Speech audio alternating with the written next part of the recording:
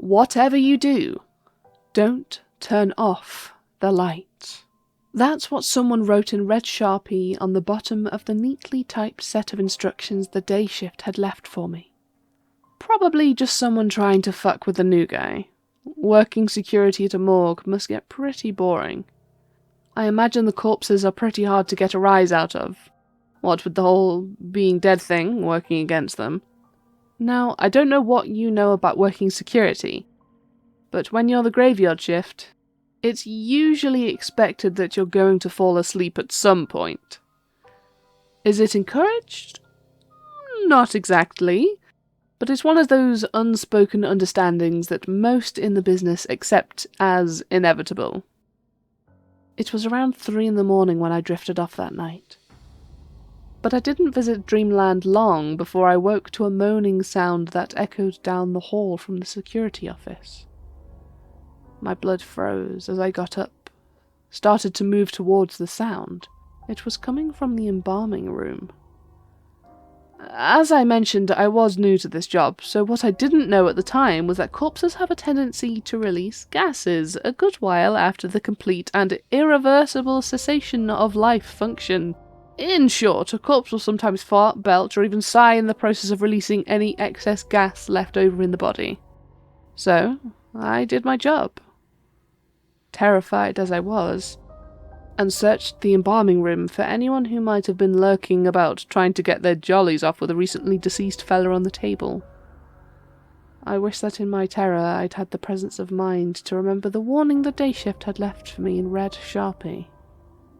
I heard another moan down the hall in the autopsy room, and without thinking I moved to the light switch and flicked off the white fluorescent tubes that had been happily humming above me.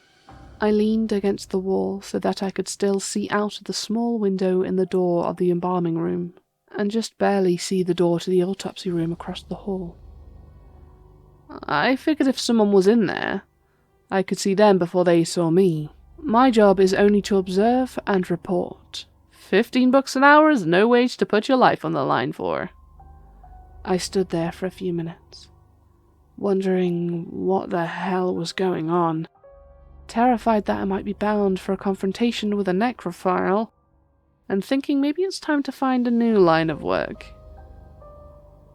That's when I saw something move out of the corner of my eye. Not across the hall in the autopsy room, but in the embalming room, with me.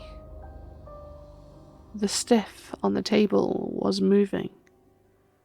First his head rolled to one side, and then his right hand reached up towards the wall where I was standing. The lights in the hall flickered and went out, followed by every other room I could see. In the pitch black, I heard that same moan that woke me up only a few moments ago.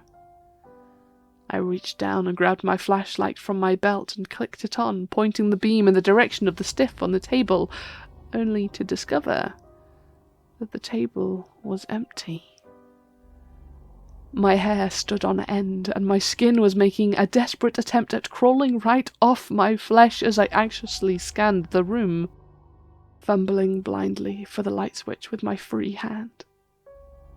I felt my groping fingers connect with something hard and clammy, like stones freshly pulled out of a mountain stream, and I swung the flashlight around to see what it was. I screamed when I saw the face of the stiff a few feet from my own, and I threw myself backwards, crashing to the floor. I covered my face, anticipating some kind of attack, as I swung my flashlight wildly in front of me and pushed myself backwards until I was up against the adjacent wall. The embalming room was alight in an instant, and after a few more seconds of flailing and screaming, I mustered the courage to look around the room again. The stiff was back on the embalming table, as if he'd never moved to begin with. I got to my feet and gave the corpse a good strong poke with my flashlight to make sure it wasn't some kind of prank. I collected myself and went back to the security office, wondering if I was going crazy. When I sat down in my chair, I happened to see the instructions that the day shift had left for me.